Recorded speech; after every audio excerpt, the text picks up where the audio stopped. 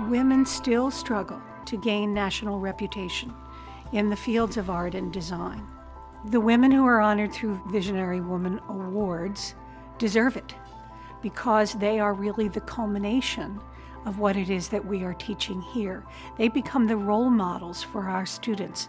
Dr. Schmidt Campbell is a renowned curator and art historian. She is the president of Spelman College, which is also an all-women's educational institution.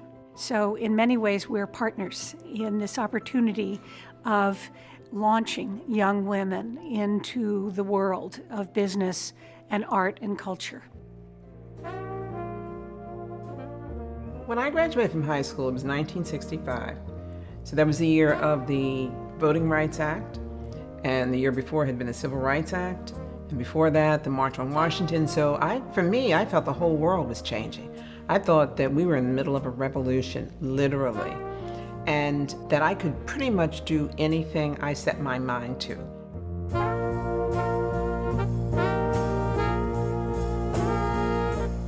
There was this incredible sense of possibility at that time.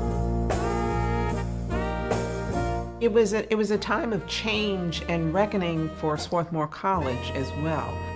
My class was the first class that had more than 1 or 2 black students. There were 20 of us, and that was explosive at Swarthmore. We brought our culture into the culture of Swarthmore, and we clashed. As I tried out new things, I came across a field called art history. And I didn't know anything about what art history was. You stood around and you looked at a lot of paintings and sculpture. But I found that I loved it. And I remember one day, I was standing there at an opening, and the director of the Everson Museum came in, and he turned to me and he said, "Do you think you could curate a show of an artist?" I said, "Sure, I could do that."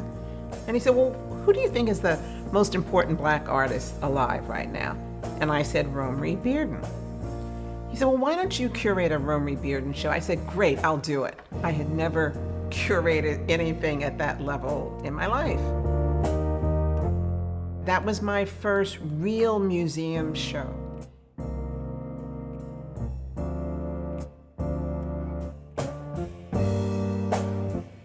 The Studio Museum in those days was a beautiful loft space over a Kentucky Fried Chicken and a liquor store. But inside that space, the exhibitions were absolutely first rate. I can feel energy. And if somebody wants to put the energy and the time into something, I'm with you. You know, and we can make it happen. We had basically gone from this little rented loft to building an accredited fine arts building in the middle of a Harlem that was almost savaged by the financial decline of New York City. And I thought to myself, you know, I've learned a lot. And I could bring a lot of those lessons to being a cultural affairs commissioner. I think it was a big surprise when I was appointed, but from my perspective, it was exactly the logical next step for me to take. Having learned this at the kind of local neighborhood level, how can I bring that to bear in a larger landscape, in this case, the 5 boroughs of the city of New York? At that time, the world was shifting from analog to digital technology. And when I went in, we had Steenbecks. And you actually cut the film and spliced it back together, right? That possibility of creating these new disciplines based on the fact that you have this new set of tools, that was the real adventure for me while I was at the Tisch School.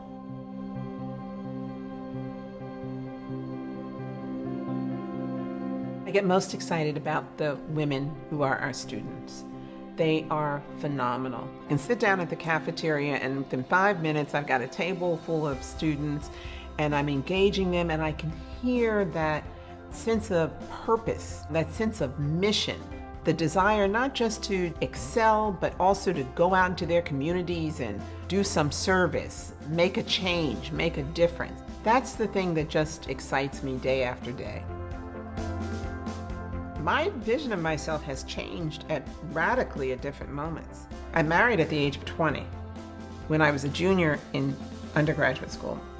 And when I married, I decided that I was going to have 5 children and be a stay-at-home mom. That's why I say being open is so important. Because whatever direction you think you have mapped for yourself, you have to be open to those moments where you know it's time for you to take a different direction.